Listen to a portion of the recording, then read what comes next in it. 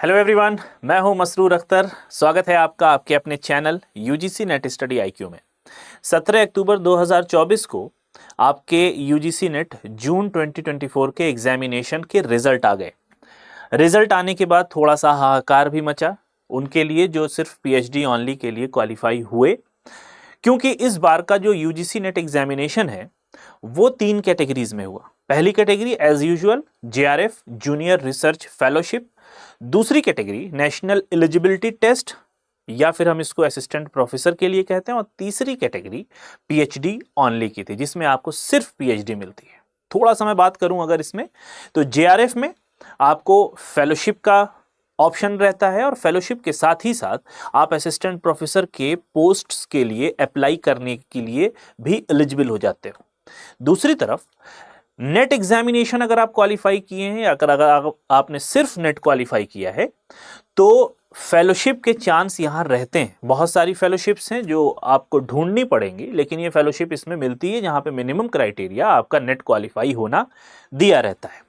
साथ ही साथ आप असिस्टेंट प्रोफेसर के लिए भी यहाँ से एलिजिबल हो जाते हो। मगर जो तीसरी जो कैटेगरी है जिसमें हम पीएचडी ऑनली कहते हैं, तो पीएचडी ऑनली का मतलब पीएचडी ऑनली ही हुआ, क्योंकि यहाँ पर फेलोशिप और असिस्टेंट प्रोफेसरशिप दोनों के ही मौके नहीं होते। ठीक है, अब एक सवाल ये उठ के आता है कि जेआरएफ में तो फेलोशिप हमको मिल जाएगी, ठीक है, वो हमारा एक तरीके से राइट हो जाता है कि अगर हम जेआरएफ हो गए और हमने अगर एडमिशन ले लिया पीएचडी में तो हम हकदार हो गए कि हमको मिलनी ही मिलनी है।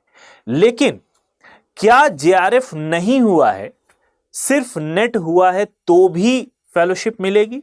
बहुत सारी यूनिवर्सिटीज, सेंट्रल यूनिवर्सिटीज ऐसी हैं जो इन हाउस यानी अपनी ही यूनिवर्सिटी के रिसर्च स्कॉलर्स को फेलोशिप देती हैं। मिसाल के तौर पे दिल्ली यूनिवर्सिटी की अगर मैं बात करूं तो उसमें 8,000 रुपया हर महीने रिसर्च स्कॉलर को दिया जाता है, और उस स्कॉलरशिप, उस फेलोशिप का नाम होता है नॉन नेट फेलोशिप, राइट।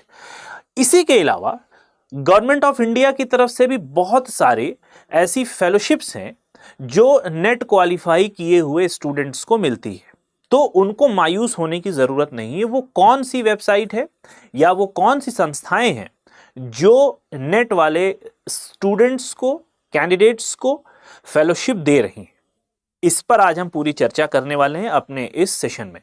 अगर आप इस चैनल पे पहली बार आए हैं, नए हैं, तो हमारे चैनल को सब्सक्राइब करना मत भूलिएगा, जरूर सब्सक्राइब कर लीजिए और बेल आइकन को भी दबा लीजिए ताकि ऐसी इंफॉर्मेटिव वीडियोस आप तक समय के साथ पहुंच जाएं। दूसरी चीज, आप इसको लाइक करके आगे भी शेयर कर दीजिए। बहुत सारे स्टूडेंट ऐसे हैं जिनको इसका इल्म नहीं होता है कि कहां से हम अप्लाई कर सकते हैं, कैसे अप्लाई कर सकते हैं। ठीक है, चलिए शुरू करते हैं। पीएचडी नहीं हुआ फिर भी मिलेगी आपको फेलोशिप, कैसे मिलेगी, कहां मिलेगी, आइए देखते हैं।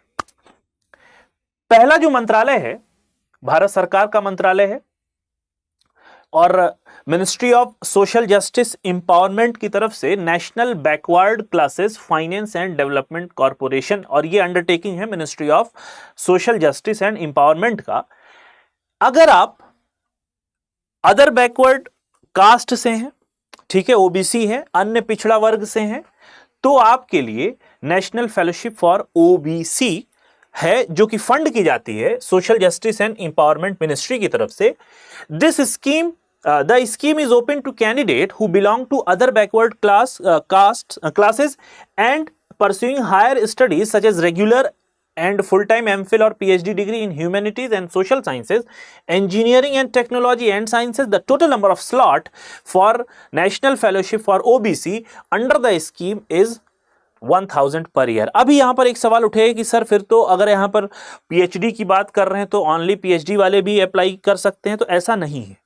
ठीक है, यहां पर रिक्वायरमेंट जो मिनिमम क्राइटेरिया डिजायर्ड है वो है आपका, यहां पर आप देख सकते हैं, किधर गया, हाँ जी, national fellowship for OBC students. अगर आप यहां पर देख पा रहे हो, मैं थोड़ा सा जूम और कर देता हूं इसको। The scheme is designed to provide a total number of 1000 JRF per year to undertake advance studies and research leading to MPhil PhD. यहां पर जो देखने की चीज है, नेशनल एलिजिबिलिटी टेस्ट आपने क्वालिफाई किया है, जेआरएफ क्वालिफाई किया है of PhD for humanities and social science, या फिर आपने यूजीसी के सीएसआईआर से नेट या जेआरएफ क्वालिफाई किया हुआ है तो ही आप इसके लिए एलिजिबल होंगे। दूसरी तरफ इसका जो अमाउंट है, जो आपको राशि मिलेगी जेआरएफ के लिए 31,000 हर महीने मिलेगी 2 साल तक, 37,000 हर महीने मिलेगी 2 साल के बाद। ठीक है, एसआरएफ हो जाएंगे तो 35,000 पर मंथ मिलेगी, और फिर अगले जो बचे समय है उसमें आपको 42,000 मिलेगी, और ये रिवाइज्ड होके आई है। तो ये पहली जो स्कॉलरशिप है वो है आपकी यदि आप ओबीसी से बिलोंग करते हैं। दूसरी, यदि आप ट्राइब हैं, ठीक है, आप अगर जनजातीय कार्य मंत्रालय की तरफ से नेशनल ट्राइबल फेलोशिप पोर्टल है, यदि आप भारत के जनजातीय किसी समुदाय से बिलोंग करते हैं तो आपके लिए है ये। ठीक है, यहां पे अभी रिसेंटली ये आई भी थी और इसकी डेट अभी फिलहाल खत्म हो चुकी है। मैंने इस पे वीडियो भी बनाई थी कि अगर आप इसको फिल करना चाहते हैं और आप एसटी कम्युनिटी से बिलोंग करते हैं तो आप कर सकते हैं। लेकिन एक बात और है, ये मुझे दिख गया, इसकी डेट जो है वो बढ़ा दी गई है। ठीक है, एक्सटेंड कर दी गई है 1 नवंबर तक। तो अगर आप 1 नवंबर से पहले पीएचडी में एडमिशन ले लेते हैं तो पीएचडी में एडमिशन लेने के बाद आप इसमें अप्लाई भी कर सकते हैं यदि आप एसटी कम्युनिटी से बिलोंग करते हैं। तो 1 नवंबर तक इसकी लास्ट डेट है। तीसरी, एक एससी की भी आती है जो एससी कैंडिडेट्स के लिए होती है, आप चाहें तो वो भी देख सकते हैं। तीसरी जो सबसे इंपॉर्टेंट है और काफी अवेटेड भी होती है, ठीक है, वो है Indian council of social science research की तरफ से, जो कि मिनिस्ट्री ऑफ एजुकेशन की तरफ से गवर्न की जाती है। साल में एक बार ये आती है। अभी तो इसकी डेट निकल चुकी है, 30 सितंबर इसकी लास्ट डेट थी। ठीक है, तो यहां पर आपको अपना प्रपोजल जमा करना होता है और यहां पे मेरे ख्याल से 25,000 पर मंथ दी जाती है और 20,000 आपको वन टाइम दिया जाएगा एक साल में एक बार, वन टाइम पर ईयर ये आपको मिलेगी, जिसको हम कहते हैं कंटिंजेंसी अमाउंट। ठीक है, अभी मौलाना आजाद फेलोशिप थी वो हालांकि अभी बंद हो चुकी है। ठीक है, तो इसी तरीके से शेड्यूल कास्ट की भी होती है। तो अगर आप डिफरेंट समुदाय से बिलोंग करते हैं, भारत में रहने वाले किसी भी उससे, और इसमें अगर आप कहीं लाई करते हैं ओबीसी में, एसटी में, एससी में, और उसके अलावा अगर आप आईसीएसएसआर में, तो इसमें कोई कैटेगरी नहीं है कि आप किस कैटेगरी से बिलोंग कर रहे हैं। तो आपको यहाँ पे अपना रिसर्च प्रपोजल देना होगा, लेकिन आपको थोड़ा सा विजिलेंट रहना होगा अपने इसके लिए, फेलोशिप के लिए। आपको इसको चेकआउट करते रहना पड़ेगा हर दूसरे तीसरे दिन की ये आई फेलोशिप की, क्योंकि ये आती है और फेलोशिप निकल जाती है, बहुत ज्यादा दिन के लिए नहीं रहती है। और अगर आप आईसीएसएसआर की वेबसाइट पर देखेंगे तो बहुत सारी आपको यहाँ पे रिसर्च के लिए बहुत सारी यहाँ पे फेलोशिप और स्कॉलरशिप्स अवेलेबल होती हैं।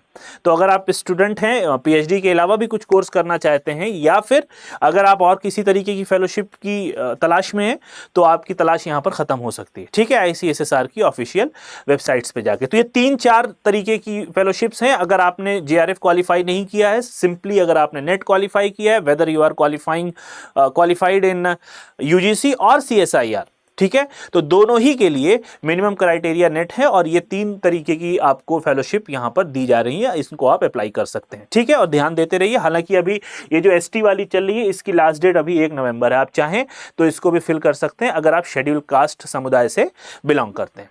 फिलहाल आज के सेशन के लिए इतना ही, मिलते हैं नेक्स्ट क्लास में। Till then have a nice day, best of luck for your preparation and do subscribe our channel UGC NET study IQ।